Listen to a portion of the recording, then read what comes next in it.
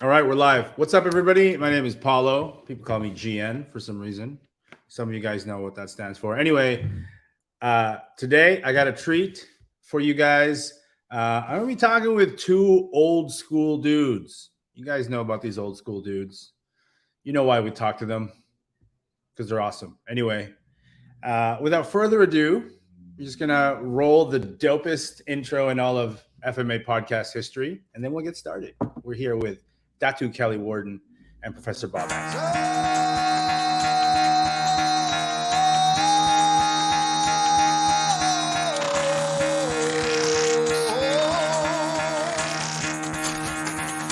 Get the fuck out of bed, bitch. Go.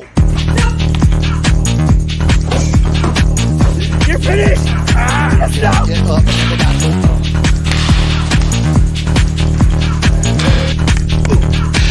Gotta wake up, bitch. Get up. Oh. Get up. Get up.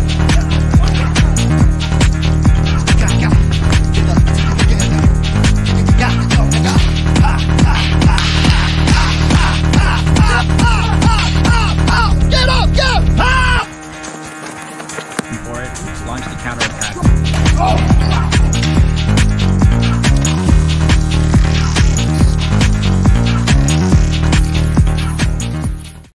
Cool. Here's Datu Worden. Datu, how's it going?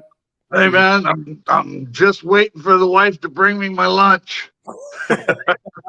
Hey, before I bring Professor Bob Anderson, can you introduce him? Who is this guy? Oh my God. Okay. Gosh. I knew about him years ago, back in the 70s, and old school Kaji Kembo guy. He had a reputation and quite the player back then. Always had a tough team. And, I had bumped into him at a martial arts tournament. He was the guy standing down at the end. He was big at that time, and I was small. I was probably 180 or something. I was in my point fighting era, which I never really had, but I did. I gave it a shot. I always got disqualified, and it just didn't fit well with me. I'm walking down at the end, and nobody's standing around him, and there's a bee on his shoulder. I slapped the bee off his shoulder. He's like, "What are you doing?" Then I jumped back about 5 feet, and he says, I like, there's a bee on your shoulder, and Okay, yeah, he's a big dude. yeah. G.I. Joe kind of character, but Yeah. So he says to me, he says, "Hey, you that Arnis guy. Could you teach some of that at my school?" And I was like, "Yep, the door's open, brother." But no, his Kaji Kembo goes way back to Hawaii. It's a great story. Really honest player. There's no question about his personal experience. Then he went into executive protection, and that really, put a different spin on the diversity of what Kaji Kembo represents. Kaji Kembo, in many respects, is the forerunner to Jeet Kune Do, similar to Sambo, Russian Sambo. That's also another formulation that people just don't seem to truly grasp. So, hey, with no further ado, Bob's been watching my back for 40 plus years, so. And his camera's not on. Bob, can you hear us? Yeah, I can hear you. I can see you. Huh. Let me check what's going on here. Maybe it's a covert show. That's how old school this is. We got technical. Yeah, that's right. That's right. We can, you know what? I can remove you, and then you can click that link and hop back on. We had no problems until I kind of did that whole thing. Okay. You see. Whatever it takes. Whatever it takes. We're gonna adapt and overcome. So right. I'm gonna get rid of you, and then I'm gonna get you out of here. And then you just you can click that link again. All right. So I got some questions for you. Sure. Yeah. First of all, we want to plug that one of the coolest, longest running martial arts camp seminar is going on. This is the Water and Steel. And the dates are September First, second, and third this year. Yeah, 2023. So you and It's always Professor Labor Day. It's always Labor Day weekend. I mean, back in 1980 when I started this thing, it was hillbillies and hibachis in the mountains, and we did martial stuff. But so I mean, I used to take a old U-Haul truck and put my kickboxing ring in it and drive that son of a bitch from Tacoma over to the mountains of Wenatchee, set it up on the hill, and we do battle royals type shit. It was continuous sparring, it was stick and knife sparring, and then we'd let the point fighters win some stuff. I mean, there's one thing about point fighting: if you know how to follow up, don't just go get the punch and then go, yeah, but they're quick off the line. So if they understand the importance of an initial attack, and then the importance of being able to cover your shit, either get outside of the guy's counter range or continue to throw, counter, push, and shove. And since we were in a ring, everybody was acclimating to a completely different methodology of fighting. You throw down on the ground, you roll out of the ring, you keep fighting until it gets goofy or stupid. And shit, we were doing that back in 1980, actually earlier in 1980, because I had the ring set up in my school. And when it wasn't in the school, I had the ring up in my backyard. Hey, Mr. Anderson's back. Hate to be late to the party. Yeah, but that's kind of how the first early camps were in Wenatchee. Jim Keating and Bob Anderson, it was us three rolling in there. Later on, we brought in Joe Simonette. Jesse Glover showed in, Kevin Schmidt. Kevin's a really high-skilled C-Lot guy. Maurice Smith was there. Burton Richardson rolled in. David Harris. Gosh, I mean, it just seemed like, for me, I was educating my students, in stuff that I didn't do, or that, I mean, I remember telling Bob, I says, he's like, who's this Keating guy? Why are we going to bring him in? I said, man, he'll make me look like I'm tame and mellow. So it was my transition to bring in Mr. Skull and Crossbones Keating. And, knives make me pretty evil. When I pick up a knife, I get pretty evil. And I got a question about Mr. Keating and guys like him. I'd like to direct it to Professor Bob.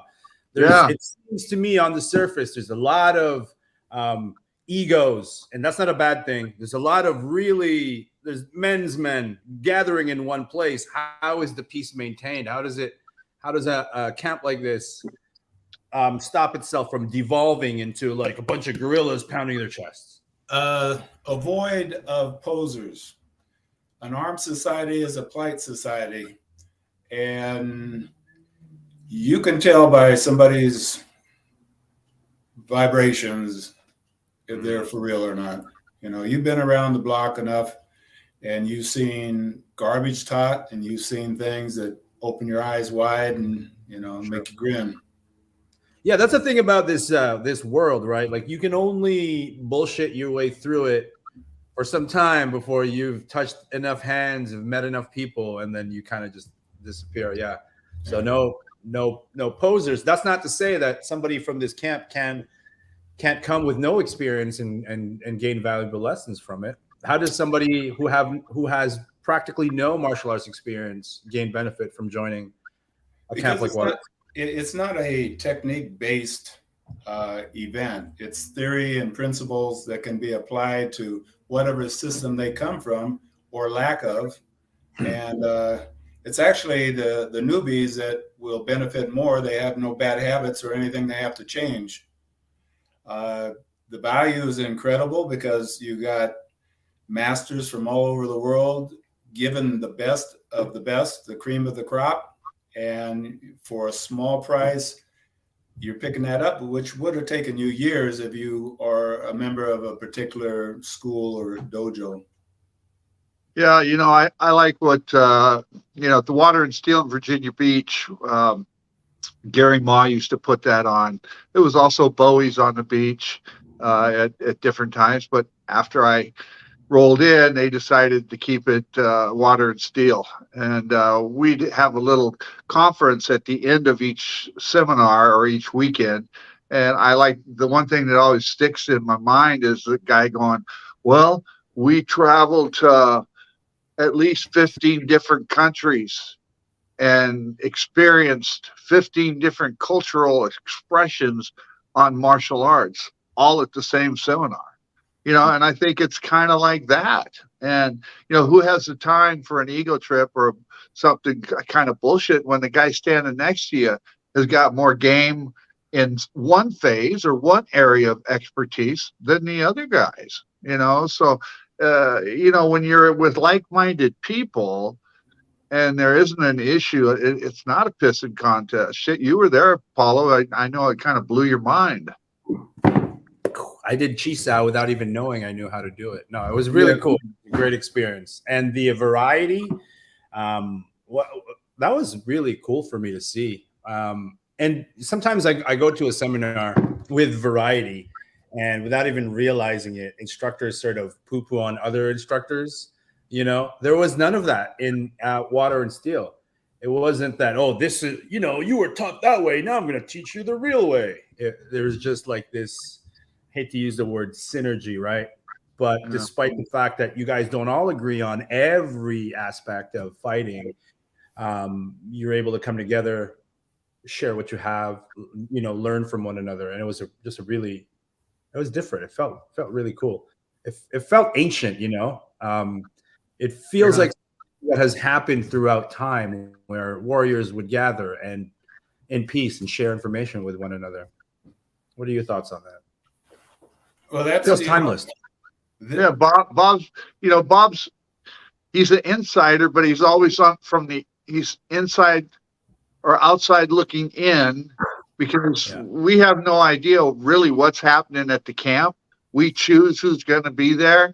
And when it comes together, it just comes together cohesively. I mean, Jeff Johnsgard gets to do the scheduling because he's a police officer, and he's just so damn organized. Even if I said, okay, there's 15 sessions going on at the same time, and he'll be going, that's group 1, 2, 3, 4, 5. We've got 9 in this one. There's 7 in this one. Because, again, there might be enough stuff going on that we'll stay concentrated in one group, and then maybe the next session, what did you guys find? Well, hey, I really liked working on the foot trap. I liked working on the standing grappling. I liked working that stuff against the wall. I like close quarter stuff and acquisition or of a weapon. And, so we just divide up, choose your guy. And it could be you teaching it. If we see something in the learning curve or the expressionary value of what one individual does, like Charlie doesn't know, hey man, Charlie, go teach that staff. You're the best staff guy here. There's 3 guys, 5 guys that want that. Give it to them in a condensed version. And I think Bob sees that, again, from the outside looking in, as each camp takes its own expression. Well, Professor Bob, what do you think about this idea that this is sort of part of a long thread of ancient, timeless type gatherings? Yeah. Well, first of all, kudos to Datu, because he shares the stage. I mean, he could run the whole camp himself, but yet he allows everybody to express themselves. And that in itself is, I think, what was the engine for the successes. You look at his students, and it's a good measuring gauge of how good the instruction is when the students are good. If nobody can do what they're supposed to do, there's some problems with the instruction.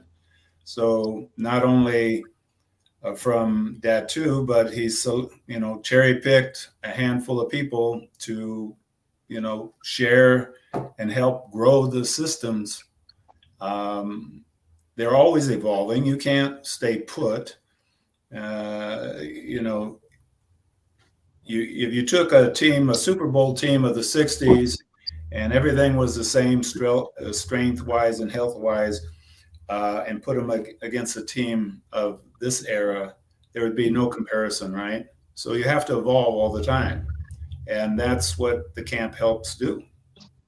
You know, you got people from all over the world showing up, and so you get a good cross section of philosophies, abilities, and that shared knowledge. So a question, if we can. So I've got a bunch of questions, and you know, a lot of these questions can be extrapolated. But I'll ask if you can be brief, because there's a lot, right? So my one question is, what are the key differences that you observe between traditional martial arts training and more modern approaches? We'll start with you, Professor. Which one? Bobby? Come on, Bob. Oh, well, the practicality as far as self-defense. People come into the martial arts for a wide variety of reasons. It was always mine was self-defense. And that's exactly what you get there. And so you're saying that it's more efficient, or so the question is, what are the key differences that you observe between traditional martial arts training and modern approaches? So are you saying that modern approach is more focused, more linear? What exactly do you mean? You have efficiency and you have effectiveness. It's both of those put together. You have technique and you have tactics. Without one, the other one isn't going to work anyway. You're just fooling yourself. It's a prescribed body movement that's only going to get you hurt. It gives you a false sense of security. Here you have an opportunity to develop both. Datu, main differences. What are your thoughts? Yeah, cool, man. That's the easy one for me. First word, tribal. Okay, so everybody in your family is there at that camp, whether they're blood related or not. Most important thing is they're there for a specific reason. Martial knowledge, you know, that's not bullshit. It's not a, you know, for the cooking or anything else. It's a martial knowledge. So when you divide that, no different than how I taught the military, where are you with what you know right now? So give them 90% or techniques, principles that'll work 90% out of the time. Don't need to give them no philosophical bullshit. Just need to give them simple tools that will work naturally. Hey, you open up a cupboard, glass falls out, you reach for it. That's a thumb to the eye, followed by, you know, elbow, you know, something simple that they can really address themselves to. So techniques and tactics become an essential tool in that. Right. I call them 90%ers. Realize they're there for a reason. If they have no skill, we call that wounded bear. Psychologically, they're in a negative zone of what's going to happen. Same thing in a conflict. You don't know what's going to happen. Somebody's approaching you. They know what's going to happen. So you're 10% behind the curve. So you have to rely on what's dangerous, more dangerous than a wounded bear.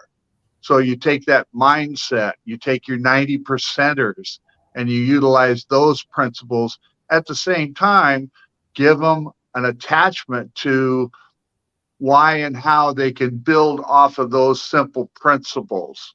I like the Russian martial art or the Sambo wheel approach that Dr. Brett always taught. It's tool development. What's the threat? Isolate that threat. Take a piece of that. This should be JKD, Russian style is really what it is. Then what's the next concern? Well, I've always felt trapped when I'm trying to get out of my vehicle. I always feel, fearful of going into a bathroom. Okay, let's address these things. We go in buildings. We set up all kinds of scenarios in our training. So it really is about the student and the practitioner, and traditional is development over time. Personal defense is tribal teaching. So you want that person to be as safe as he can and start addressing his natural instincts and cultivate those with defensive maneuvers. So what was the martial arts scene like when you guys first started, and how is it fundamentally different today? Networking. Back in the day, people were prejudiced about their styles. They wouldn't network with anybody else. It was my style is better than yours. And it was that way for a long, long time. So Kaji Kimbo, being America's first hybrid system, he had the foresight to know every style had something good to offer. Who's he? Emperado. And fortunately, he grew up with a bunch of guys that were friends from kindergarten. And so they didn't have that bias about their style. And Hawaiians, you won't read this in the history, but if you read between the lines, you know exactly that Hawaiians love to fight. And the bigger Europeans and Americans that were coming through the islands posed a little bit more of a threat than they were happy with. So they said, let's put together a system that was undefeatable in the street. And he was able to say, what's the best of your Kung Fu? What's the best of your Jiu-Jitsu? What's the best of your Judo, your Karate? And they put it together. And then it didn't catch on because they're more garage, you know, they didn't have the marketing that a lot of systems have because that wasn't their thing. Their thing was fighting. Then Bruce Lee came along and also, you know, preached the same thing, that every style had something good and to offer, and that the style was no style. And then Datu came along, and he's carried the torch with the same concept. And because of that, there was a huge evolution that was created. Not only did they learn from other systems, but they combined and created new things. And that's what evolution is about.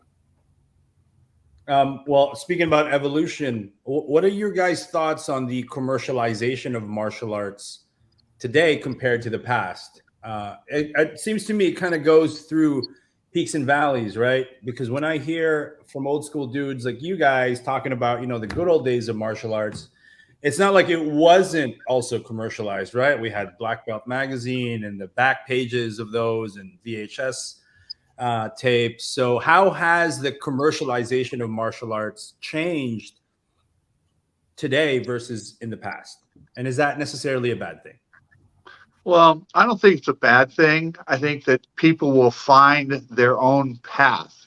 So, you know, I've had so many students come over the years and go, I'm a brown belt in Taekwondo. And as soon as I get my black belt, I'm going to come in and learn this stuff, you know, and a lot of times it happens. I mean, some of my best students were Taekwondo guys that actually followed up on what they had to say. As soon as I gave them boxing, gung fu, knife and stick, and a way to really put their own templates together based off of their natural instincts and their movement.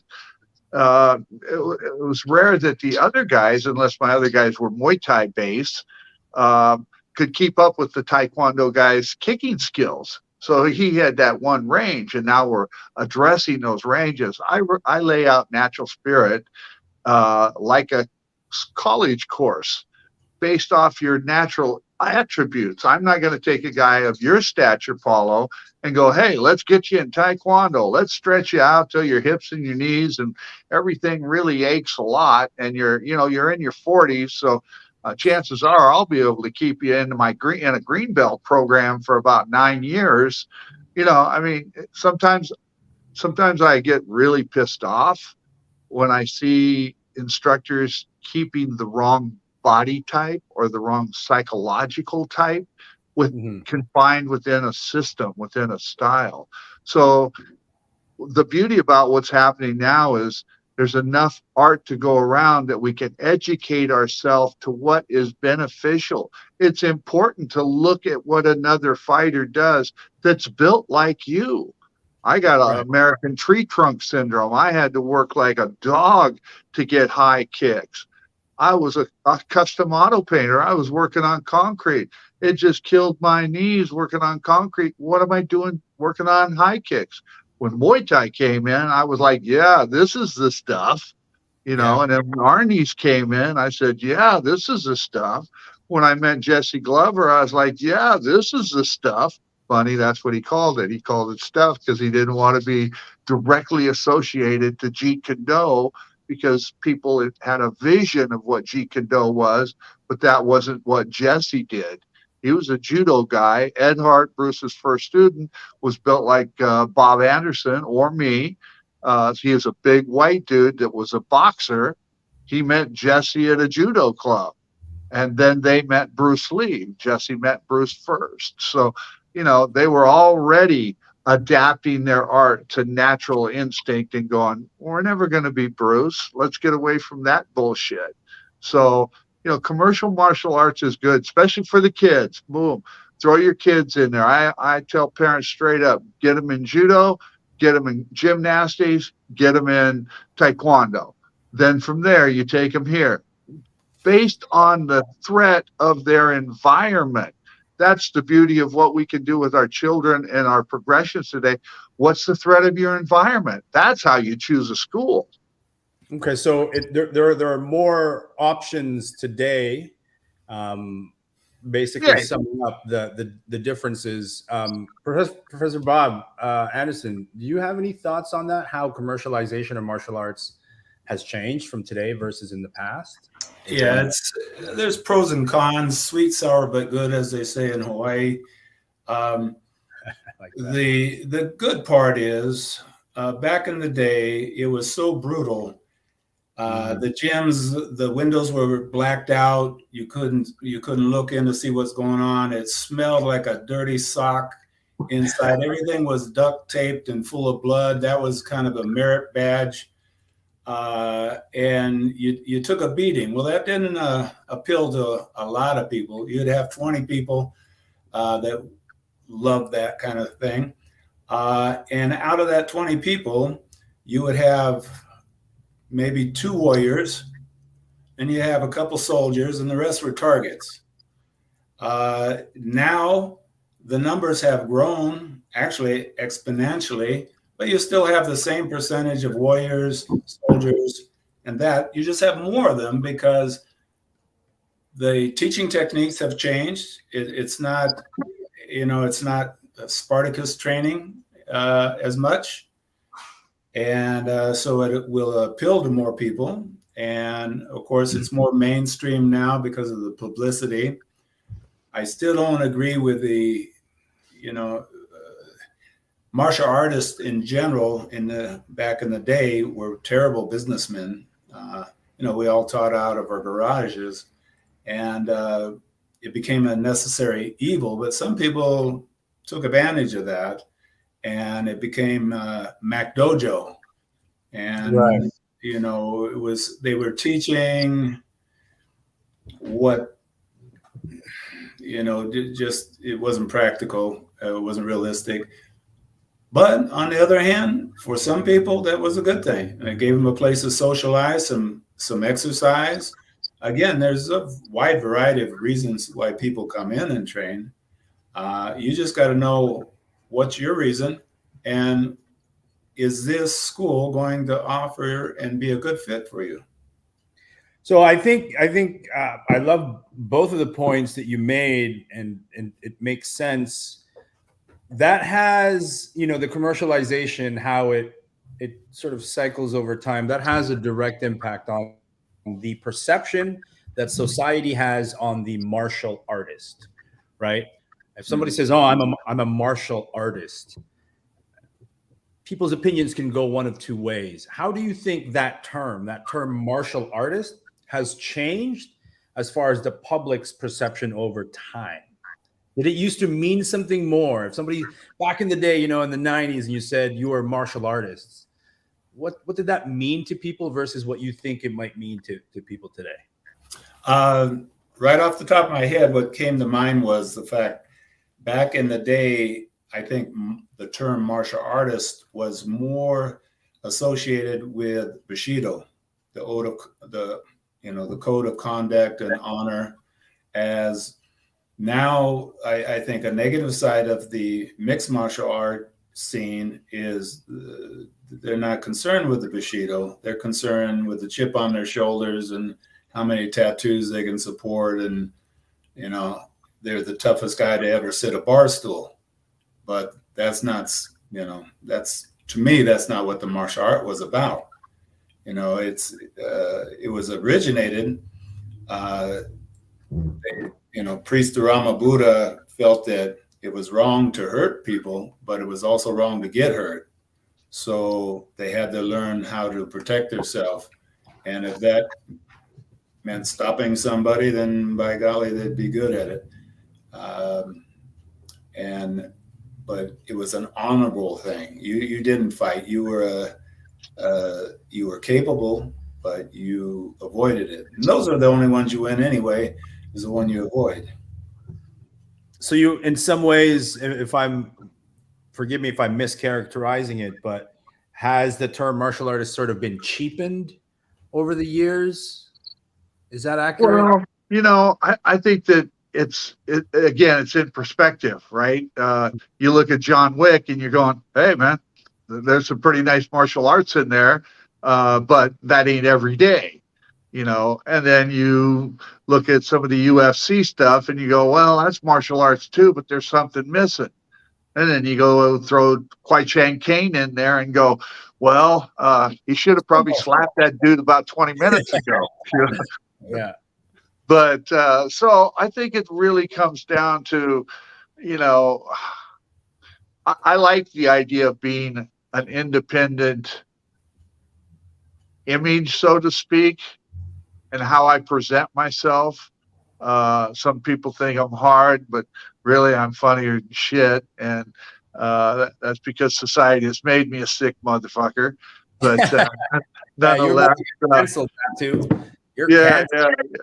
But martial arts is such a complete thing, and that's what I tell people. I say, JKD is pretty popular, and people admire what Bruce did. But there was a lot to what Bruce did. He brought the philosophy in, he brought the technical elements in, he brought the physicality in, and so finding that balance. And eventually, anybody that's going to stay in martial arts is going to find that balance. They have to, because they're going to get injured, and they're going to rely on their psychological and mental strengthness to pull themselves through that injury without turning into a whimpering candy ass. And at the same time, because maybe they do project some energy, they're going to find themselves having to transition their art into a much more direct self-defense methodology, because the physicality isn't something they can depend on when they're injured. So it's either going to be verbal judo, or it's going to be distraction, thumb to the eye, head to the bumper, or the fender of the car, whatever the situation. Again, we're not walking around with mats on our back. So if you guys ain't doing some reality training, around cyclone fences, dumpsters, bathrooms, know how slippery a tile floor is, after 4 hours at a bar, I mean, just common sense stuff. And, at the same time, where's your compassion, man? You have to know people that have been hurt bad through no account of their own. They just got caught up in a situation, didn't know when to leave.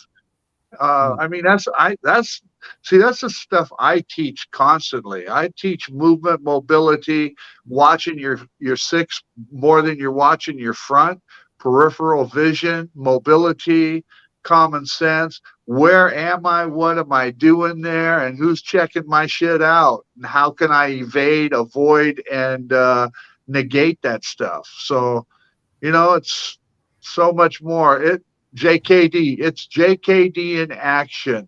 Mm-hmm. You just apply the simple 5 strategies of attack in principle. Okay. I got a question then. Professor Bob Anderson, speaking about JKD, I was inspired by what Datu had to say. So let me ask this question. Can you run a gun and can you drive a car under a JKD philosophy, and what might that look like? Oh, absolutely. That is kind of our forte when it comes to firearm training. You have somebody that can point their weapon at a target, and on a bright sunny day, if it's facing them, they might be able to hit it. But that's not what's going to keep them alive. they'll never get the chance to show off their marksmanship if they don't have tactical awareness. Unfortunately, most people believe that because they're the good guy with a gun, they're going to win every situation. That's what happens in the movies, right? And then they ride off into the sunset. You have three adversaries. You've got the bad guy, you've got civil liability and criminal liability. And if you don't know your rights, you don't have good tactics, you may lose your freedom, a lot of money, or your life. And we not only can take somebody from A to Z on the tactical part, but also on the technique part, because like JKD, it's always evolving. There's always little tricks and hacks to make you faster, more accurate. The average gunfight is 2.5 to 3 seconds. Life moves very fast, and you don't want that to be your first time you ever find that out, when you're in the street. So in our training, they do everything from de-escalate the situation if time and logistics allow that, right into making the 911 call, because when people get stressed out, they don't talk very well, and that's a recorded conversation that's going to be used against you in the court of law. They never say this will be used for you in a court of law. And so we have them do it over and over and over. And so they can relate the information without incriminating themselves when it really wasn't the facts. That says a lot to me already, that's incorporated in your training. It really does. And so how the JKD philosophy permeates through your training methodology as far as firearms is that there's a constant evolution to it. There's an inclusion of environment laws. You know, a lot of people say there are no rules in a street fight. That's true to a degree. Yeah. Why is that ringing your face? I laugh because one of the things they say is the old adage that we've all heard: I'd rather be carried by 6 than judged by 12 than carried by 6. Oh, and God. there's a certain amount of humorous truth to that. But if you think about it, you are putting your life in the hands of 12 people that aren't smart enough to get out of jury duty. And the truth is that you got 12 people that probably are not firearm enthusiasts and have no idea of the strata that real life gives you. So you better know your rights. So when you get to that point, you're still going to be the winner. You're not relying on somebody else. Yeah, sometimes I get in trouble when I want to speak about the nuances of those sayings, right? Like, I'd rather be tried by 12 than carried by 6. There are no rules in a street fight, blah, blah, blah, blah, blah. These are oversimplified. There is an amount of humorous truth to it, like you mentioned. But it seems that people don't want to get into the weeds or talk about the nuances of such things. So I'm glad we're kind of. I think a key thing that on a follow up of that is setting out mental templates that allow you to devise your personal strategy, your JKD. How is your JKD different from other? Because we all think differently psychologically, spiritually. We have different levels of what's going to set us off, what's going to activate a defensive or physical conflict. I call it bodyguard 24/7. So you're a bodyguard 24/7, even when you're alone, because you're protecting everything. You're protecting all your assets. You're protecting your family. I get in a fight, the dude takes me down, knocks me out, takes my wallet, hits my key fob, drives my truck home to my hot wife, and honks the horn because there's groceries to be delivered. And next thing you know, the door's open and he's got free access. It's kind of a home intrusion robbery set up from the get-go. So how can I avoid that? Common sense and be aware of what's going on. And then also if somebody's confronting me like that, then I'm a wounded bear because I got no options. He's forced me into doing some serious defensive strategies or defensive tactics, and I must take the front line because I'm protecting the family, I'm protecting myself. I don't want anybody having access to my personal address or items or anything like that.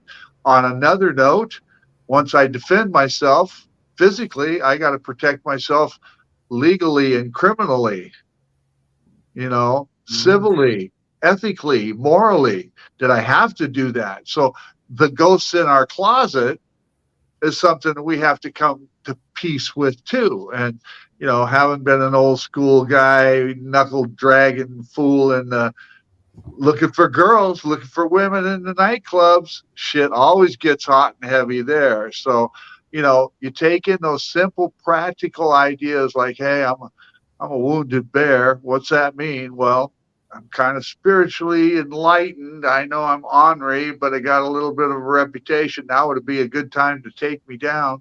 Well, then that being said, I know all those factors.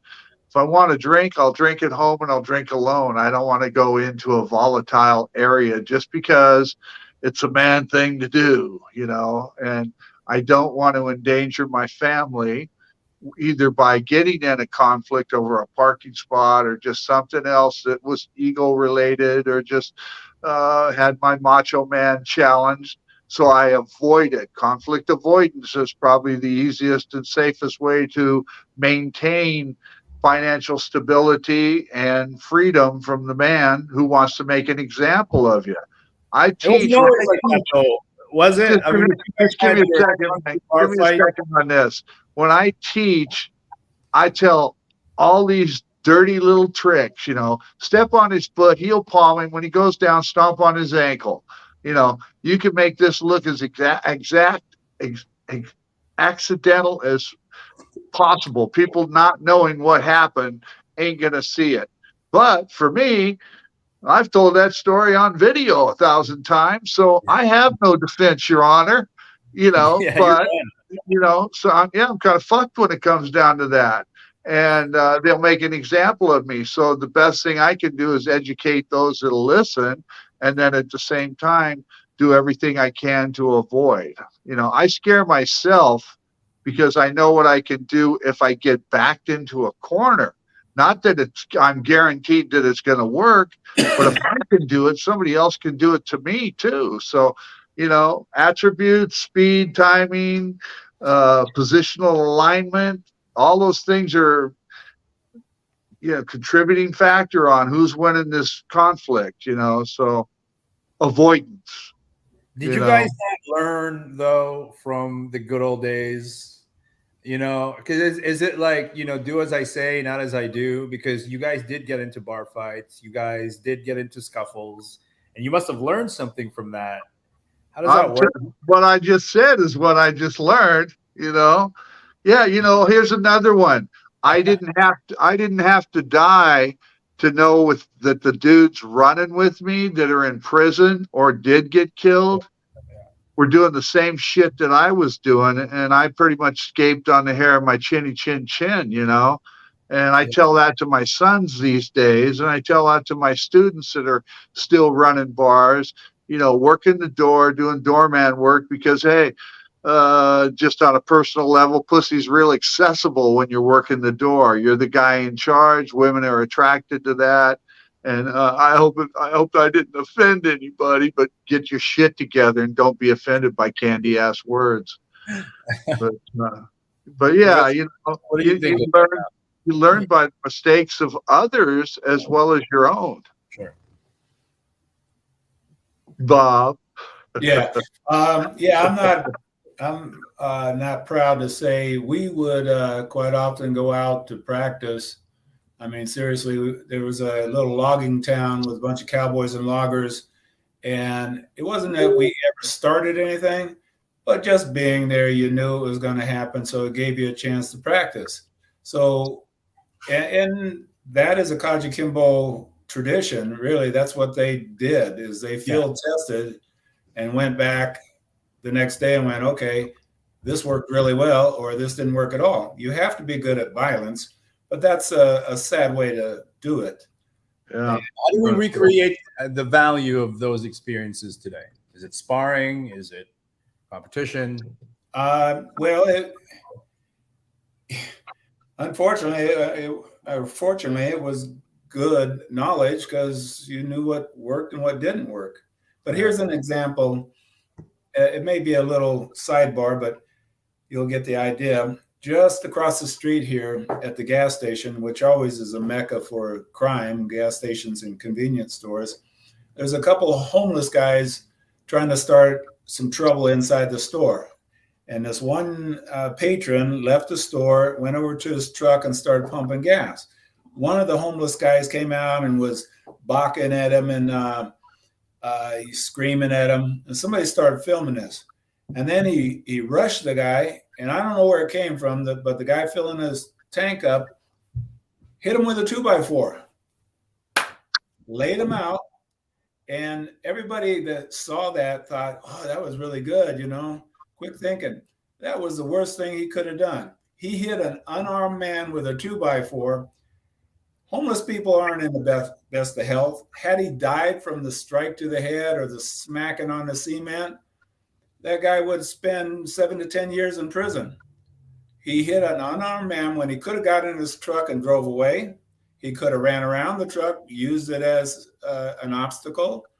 There's a lot of preclusion that could have been exercised without hitting this guy with a 2x4. And then the homeless guy had a friend that wanted to get in on the action, and the guy that with the 2x4, he said he'd be happy to oblige him. It didn't go that far, and whoever was filming stopped. Instead of calling the police or for some kind of assistance to stop something like this, people are too apt to get out that phone and sometimes not only are they not a help, but they end up in the soup themselves. Yeah. You got to know what your rights are, because you just can't be hitting everybody for no reason. I think in our industry, almost the default reaction to something like that is, fuck around and find out, play games, win stupid prizes. Yeah. I like that we're kind of discussing that there is nuance to that, for sure. Fuck around and find out, but at the same time, you could be screwing yourself more than anything, where that whole thing could have been avoided. Yeah. Are there any martial arts or martial arts practices, right, that you fear may someday be lost or forgotten? Personally, no. I think everything is accelerating to such a degree that it won't be lost. It'll have to go underground, because people fear self-defense, but they fear it enough to want to criminalize it, and that's really what's going on. That's the big issue now, that the criminal is now the victim. And whatever we do, because we have training, we're the assailant now. So, and it wouldn't matter how you go. You could take any situation, any scenario, and make that poor victim, the guy that was the instigator, now he's a victim. So that's the biggest fear. And, with face recognition and anything and everything else, if the legal system would do their job, I'd feel real bad if my daughter was sexually assaulted and physically harmed, and then the asshole got caught and he got out on bail. I mean, Washington State is doing, letting murderers out of prison after a year and a half. And they still haven't realized that maybe they're upset now because they had to do a year and a half worth of time. Now they want to go get the other family. So all citizens are in fear for their life because of the fucking rules and politicians and laws that are in place and not being enforced. Come to Tacoma, go to LA. I mean, just list the places where you could go, Detroit, and see where criminals aren't being prosecuted, where if you self-defense or you protect yourself, you're now going to be held liable. So let me circle back to the question then. Are there any practices that a martial artist ought to do, used to do, that may be lost or forgotten, that you kind of want to remind people to keep doing what that thing is? Yeah, Professor get Bob? out of the gym. Get out of the gym. Set your facility up with tables, chairs, walls, and implements, witnesses that are too close. If a guy's within a 4-foot proximity of a conflict and he ain't moving away, he ain't your friend, that's a cheerleader. He's just looking for an opportunity to smack somebody.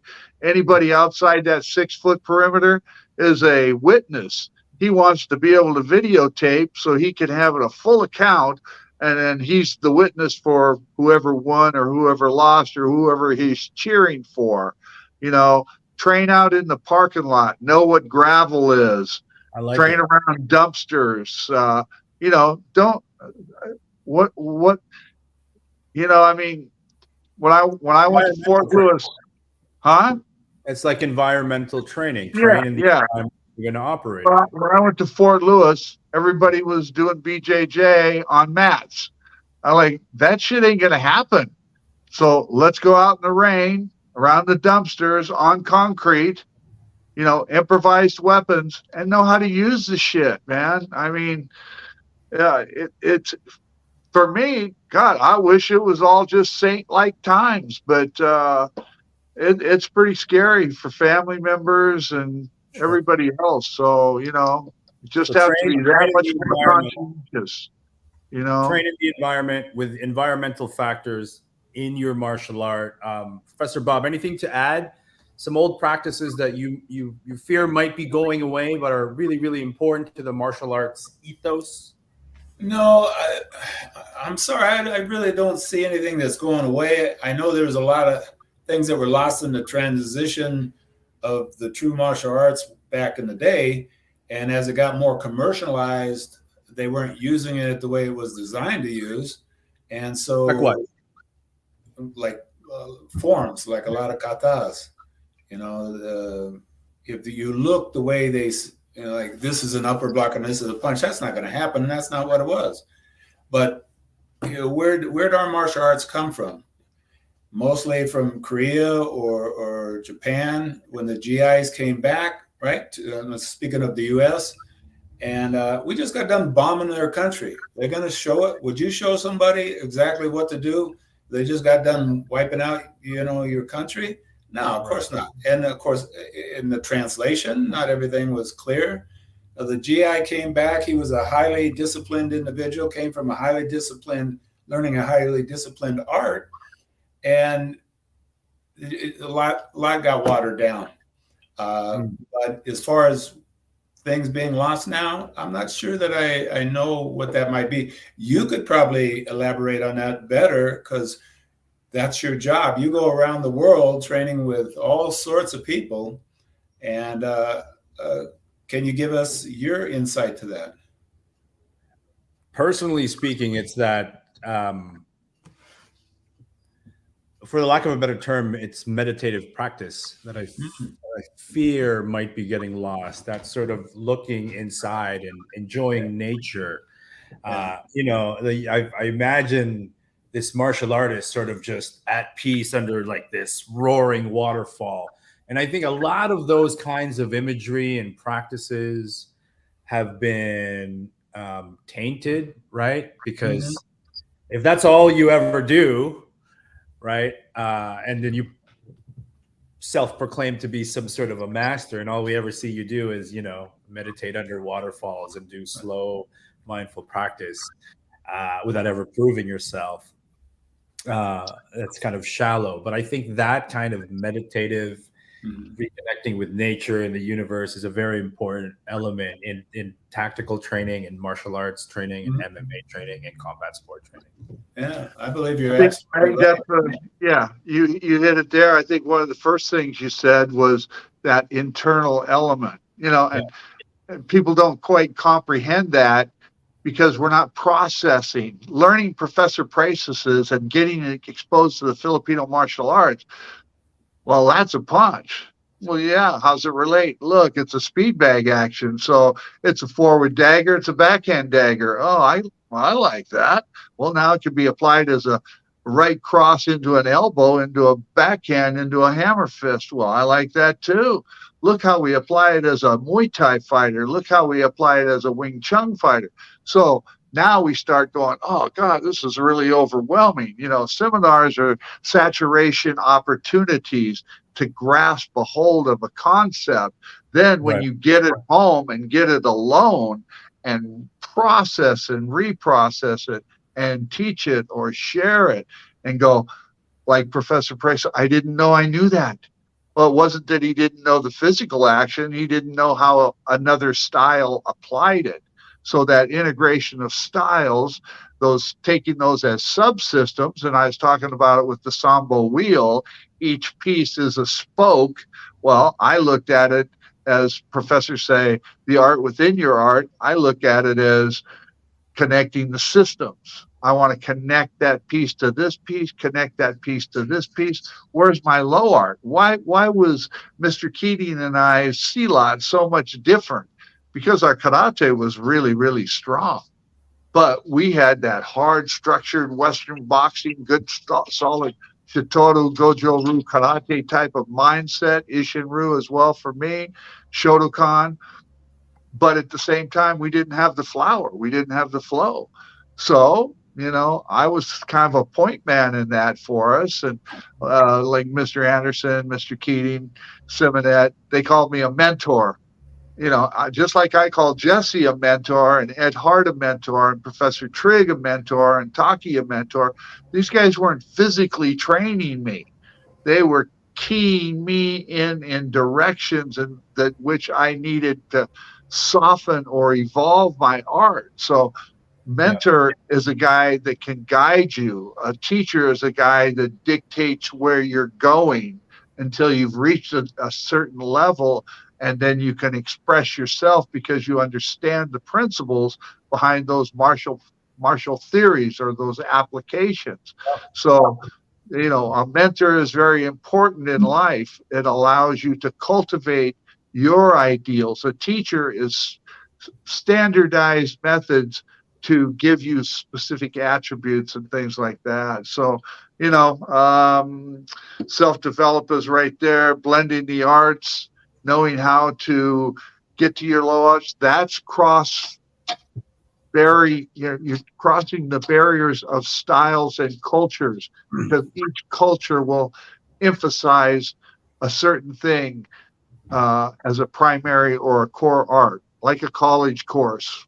Boxing's my base, grappling is my secondary, weaponry is my third, trapping is my fourth, and it's also based on range, practicality, and the environment that I'm in. So build your school, build your curriculum. Your school is yourself. Let's get away from that. A guy like Dan Inosanto, he's an anthropologist of martial movement. He might not be the guy I go to directly for JKD. I want to go to Mr. Raw. I want to go to Mr. Anderson because there's no question. Guru Dan's an educator. Mr. Anderson's a beast you don't want to cross. I got a question for Professor Anderson. This whole matrix thing. I've found in my travels and speaking with tactical professionals, whether in some capacity, professional security, executive protection, law enforcement, things like that. In the conversations that I have with folks in private, after training, we're having some drinks, it's over dinner. It seems like the more experience a guy has, the more he reconnects with like this spiritual internal element of their craft, even in the tactical community. Can you speak to that? Yeah, everybody has two types of strength. You have an inner strength and an outer strength. Your physical strength is your outer strength. Your chi or your ki is your inner strength. And most people don't know they even possess it, let alone have some tangible exercises to grow it. But as a whole, our society has gotten so busy, we don't have any us time. And to I think it's a must that you make that time. I heard someone once say if you should meditate 20 minutes a day unless you're really busy, and then meditate 40 minutes a day if you are. And that's so true. You need that me time. Let those brain cells come up with some ideas. Forget about all the stress. Stop trying to multitask on everything. Just open yourself up. I think that's where you really grow as an individual. And I still do it to this day. What's a tactical term that we can use to replace chi? That's a good question. Question too. It is it's definitely a real thing, and it's a great asset. But that's a good question. A tactical term. I mean, without getting esoteric, focused intent. Self-realized expression that's internalized protection. You're internalizing the desire to not have to fuck with somebody or have people fuck with you. So, I call it crossing over. When the fuse is snapped, you want to have control over it, but you also want to have that ability to be explosive, and I think that's it, and then at the same time, back it off. But, it doesn't have to be that, I always said that, like Mr. Anderson met Dr. Lee, little Tai Chi guy that rolled in. I was injured. I had carpal tunnel. I think it was from the Harley wreck. And I met this dude at the park, little Korean dude doing Tai Chi. And I tell you what, all I was doing was stand on the sidelines. Oh, you come. He couldn't even speak English. I swear he was Korean Shaolin. No shit aside. He did body healing and stuff like that. His understanding of movement, and Trig was there. Trig's trained in 4 families of Tai Chi in China. Alec Corper. Look up Alec's name. He's one of the NSI guys, but he's high-level Aiki, Tai Chi. Chi Chuan is another method that he had trained. So, I'm just looking at it from of a martial engagement to a guy that was doing very flowery stuff. But hey, I couldn't touch him.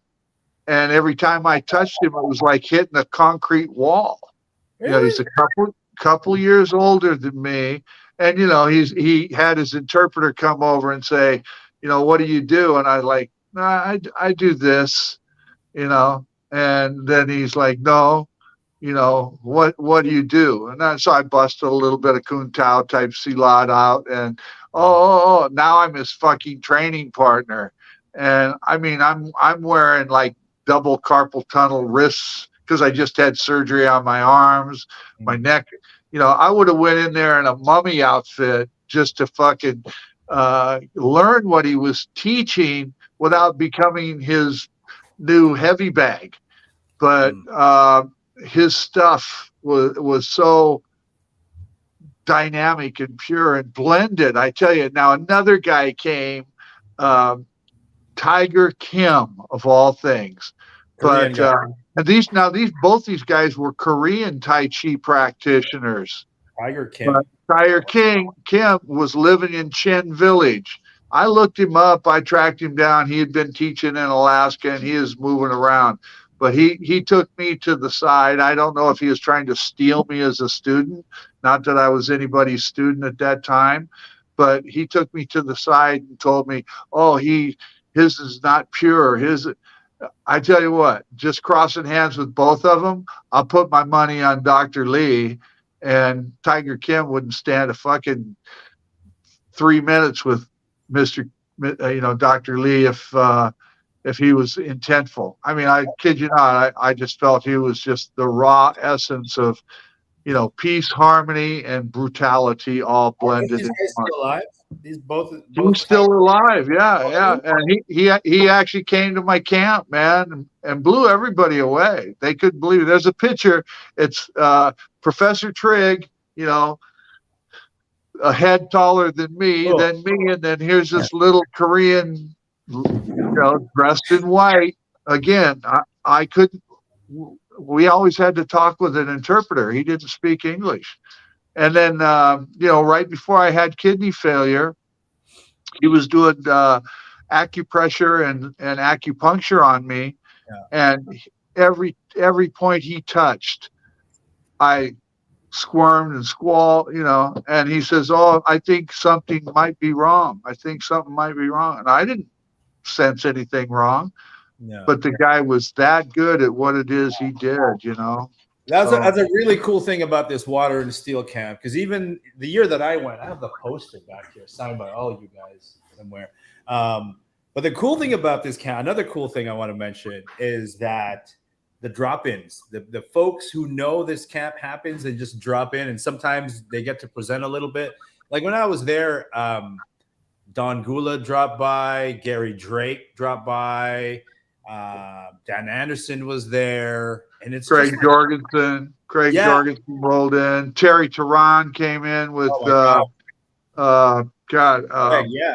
Rory Miller. Terry rolled in with Rory Miller. You know, I mean, yeah, it's just insane how people, and you know, and those are the ones that you know about. Right. It's the ones that you don't know about. You know who was there that I didn't know about, that I found out I should have known about, and we've since become friends, is a gentleman named Ray Smith. Oh, yeah, sure. Ray Smith, every morning he would be by himself by the flag, just doing stick wavy stuff. And I didn't know how deeply integrated he was into Pikiti Tertia. So that, yeah, absolutely. There are people there that you might go, oh, there's just, you know, some old lady doing some weird stuff with her hands by a tree. And then you'd be like, oh, she's 4th generation Kung Fu mountain tiger legend. It's just an amazing collection of people. I really enjoyed it.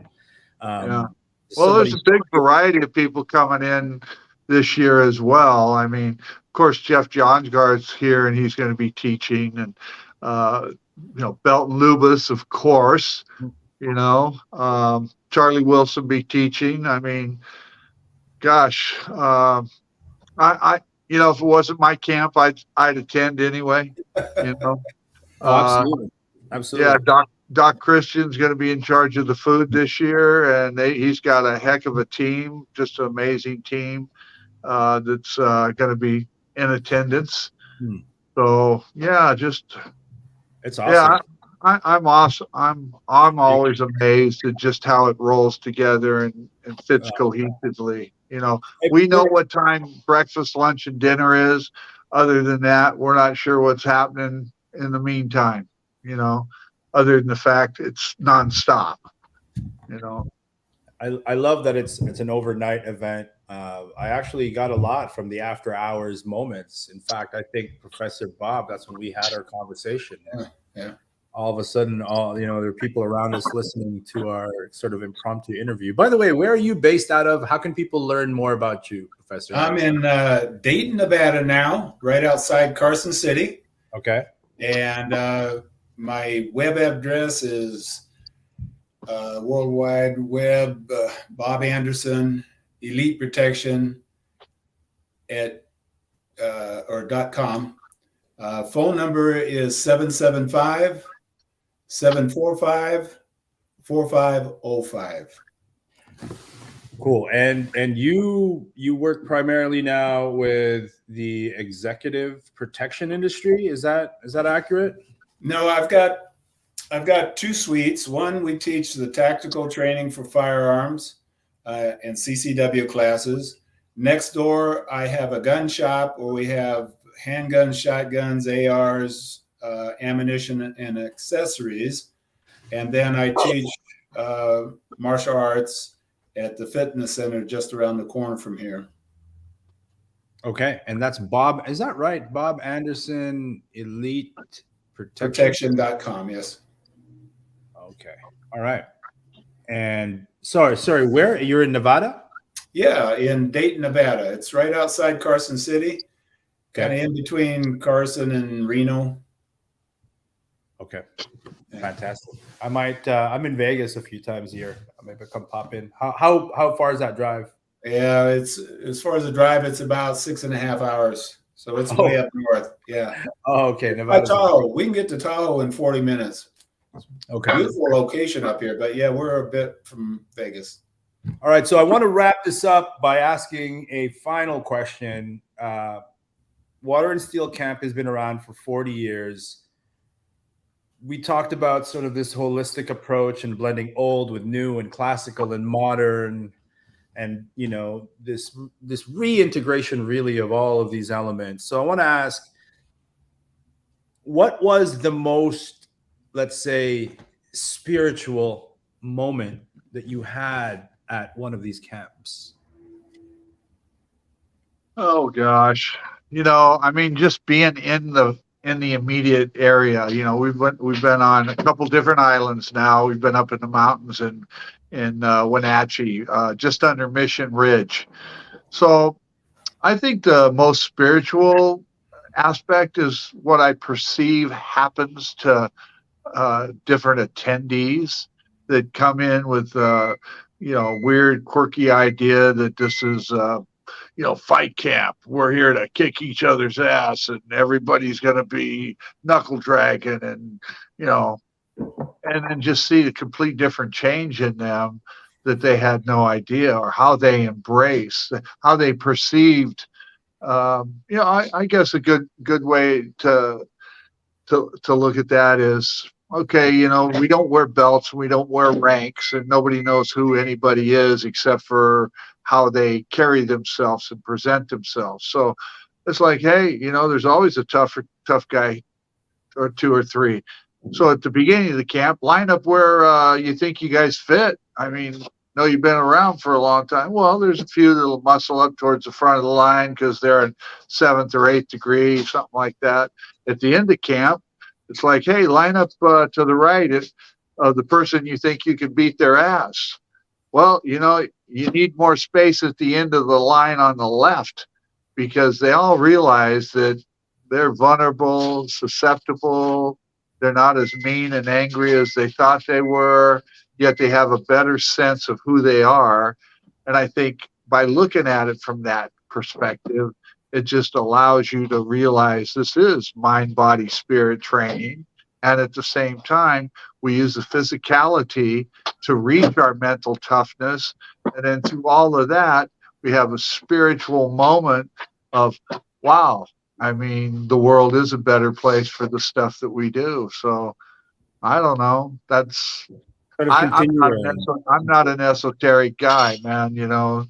Spirituality is really an internal thing for me. As a lot of times when you say that, it's supposed to be a religious feeling, but I think harmony with nature and yourself is a spiritual and a religious aspect of who we are as persons.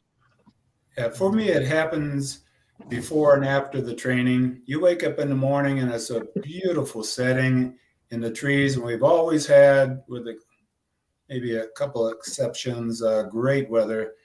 It's on that island. You're surrounded by water and trees and greenery. You wake up in the morning, there's deer walking around, and there's that peaceful quiet.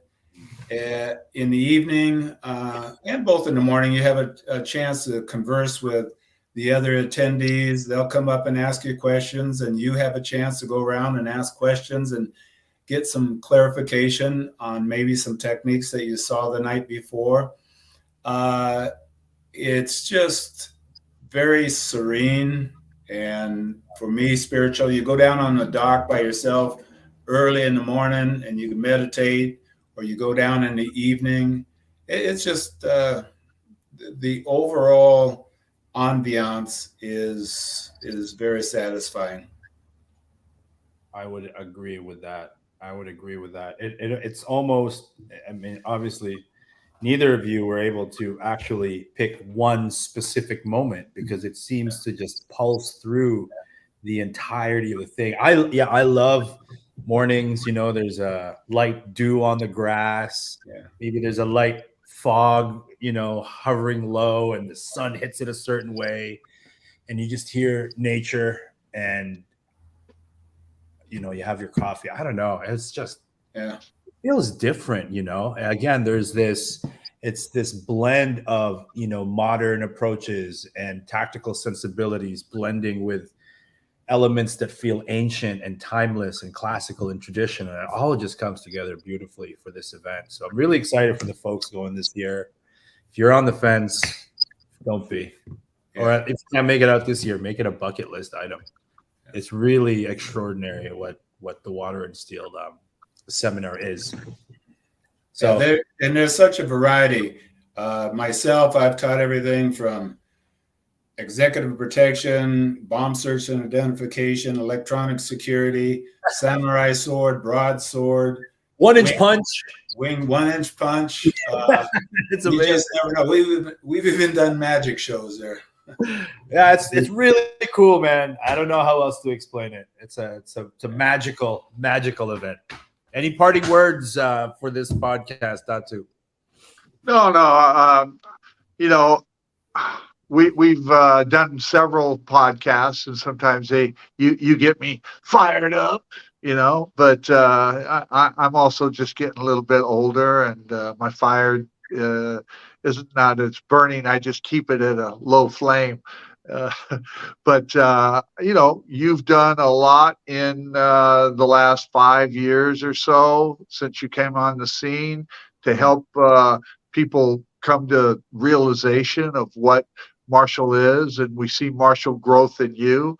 I think that's, in a spiritual sense, for me, the Marshall growth I see in others at the camp and just in society. And of course, everybody expresses themselves differently, but I think we're starting to realize how important it is to treasure the senior teachers, losing Taki, losing Jesse, losing Lukey. Losing Professor Prasis, of course. All we can do is, try to, build those blocks back together with a more cohesive, stronger, uh, stronger base that shares all the benefits of what those teachers offered. And I think it's everybody's responsibility. And I think the style issue has diversified enough to where we're not violating cultural lines or anything by embracing the essence of all these arts. And I think you're doing a good job by doing these short podcasts and interviewing people, allowing that diversity to be uh, analyzed by those that are willing to listen.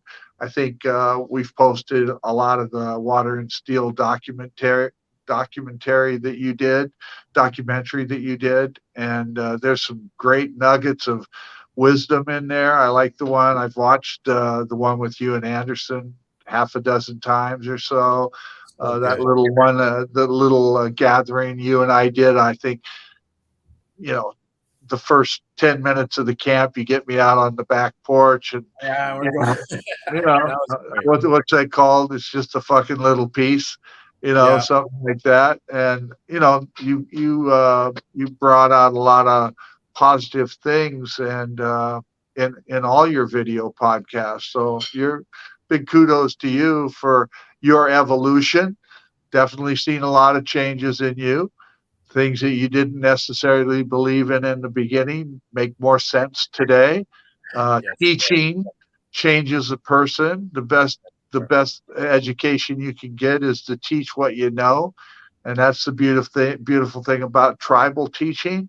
If you know two things more than the other guy, you're a teacher, and you'll figure out 3 or 4 things from that. So it's not about your belt, and don't be controlled by what other people think. Create your own pathway, but be respectful enough to take advice from others. There you go, man. Thank you so much. No, that really means a lot. And the Water and Steel seminar, I still see as a landmark in my journey for when I really began to open up and really I feel like this seminar expanded my ability to absorb. Well, Because keep in mind, into this keep in journey, mind, I was just coming off of cancer and kidney failure, dude. I'm pretty prime right now. I wish you were standing in front I of me to know, get me some of the real natural spirit. yeah, that was a special time. I will be back. Unfortunately, can't be this year, but guys, thank you so much for the insight. Thank you for the knowledge, and thank you for running this seminar. I think it's a valuable part, not just of the NSI family and group, but it's a big contribution to martial arts in general today. And I think everybody should at least make it a goal to go to at least one, and so to experience it for yourself. So thank you guys. I really appreciate All it. right. Well, thank you for having us on. And please, anybody listening to this, come join us for a great weekend. And God bless everybody, NSI brothers and sisters. And a shout out to Professor Klein and Lavaguer. We'll see you at the camp. Yeah. Wardendefense.com. It's right here, guys. All right, guys. All Thank right. you very much. Thank you very much. I appreciate you. That's it. Another interview with two old school guys. I love talking to these dudes, right? They have this like experience scope. Is that the right word? That is really, really valuable. It's to some degree what I feel I am to my kids. You know what I mean? Where they're like, "Oh, what's a cassette tape, Dad?" And what was watching on VHS like? And so you really have an appreciation for what we have today. You get a better perspective of where things are going when you have this ability to learn from the rear view mirror, so to speak. So, and the Water and Steel seminar is sort of like this 360-degree camera where you're looking back and honoring the past. You're being mindful and being present, and you're mindful also about what the future has in store. So it's a really, really amazing camp. I hope you guys, again, I've said it so many times. I feel like a broken record, but you really have to make it a part of your martial arts journey to visit and revisit. So thank you to Datu Kelly Worden. Thank you to Professor Bob Anderson. Thank you to all of you guys who are watching.